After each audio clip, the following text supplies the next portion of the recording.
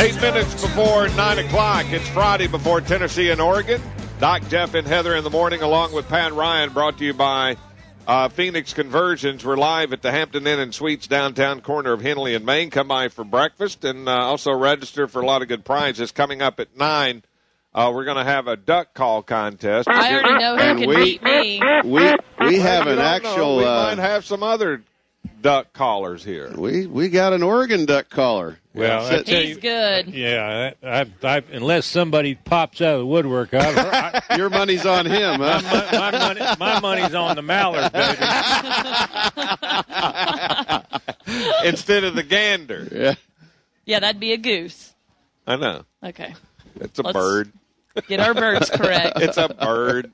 So is a pigeon. All right, let's go to the phones and talk to Rick. Good morning, Rick. Welcome to Doc, Jeff, and Heather in the morning. Hey, good morning from Florida. How's everybody?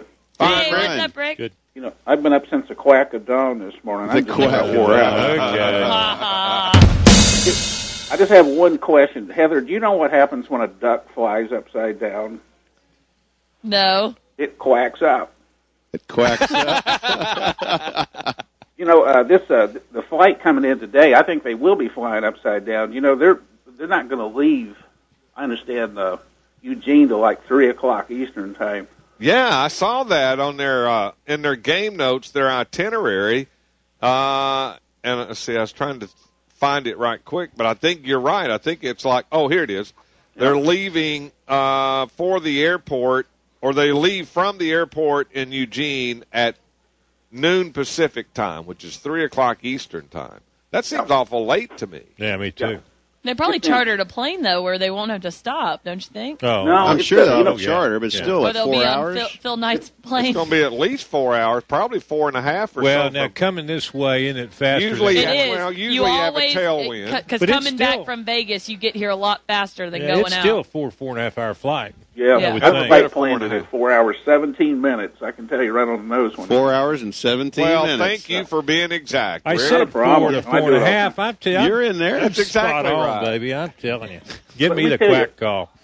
You know, I think of, Chip Kelly. He's a relatively new head coach.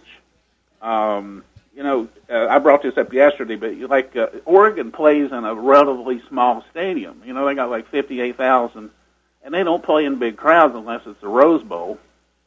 When they played, Boise State last year, there was 34,000 people at that game, is all it was. You know, and that's like half the state of Idaho, I guess, but they're Or not the used to the potatoes. big crowd, and obviously that's been brought up. But the other thing is their quarterback. This is going to be his first road start. That's at Darren Thomas. And then to make matters worse is their kicker is a walk-on, and this is going to be his first start, and it's on the road. So, given all that together, what do you guys think?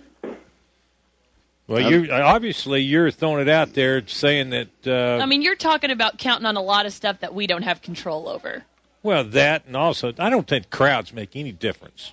Do you really not? No. You didn't see where Nick Gervais called out the crowd to be loud and Sure, everything? sure he did. Now, I'll tell you where it makes a difference in the stadium is when you're down, like UT Martin got stuck there a large part of the game.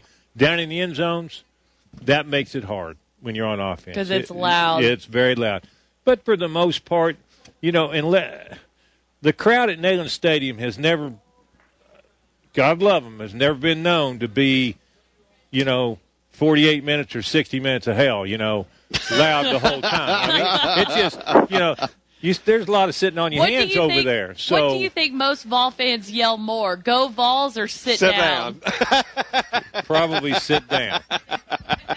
And, I've been right there with them. Somebody stands up the whole time.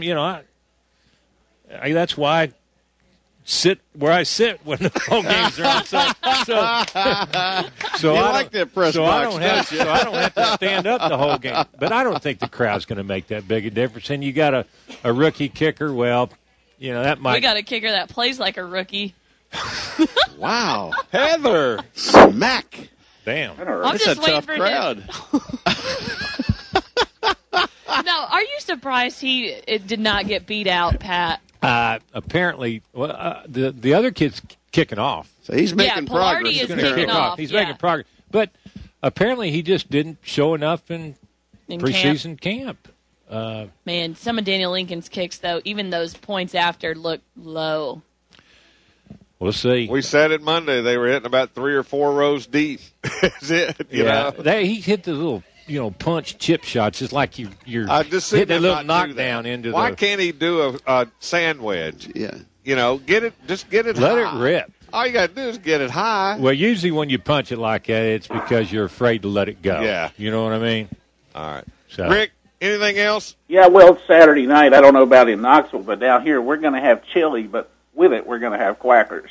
So go Vols, okay? Chili All and right, crackers. thanks, Chili Rick. and quackers. Is Rick like on all the time? Yeah. Is he? Yeah. There's actually a 2-drink minimum for Rick's call. All right, let's go to Bob before we go to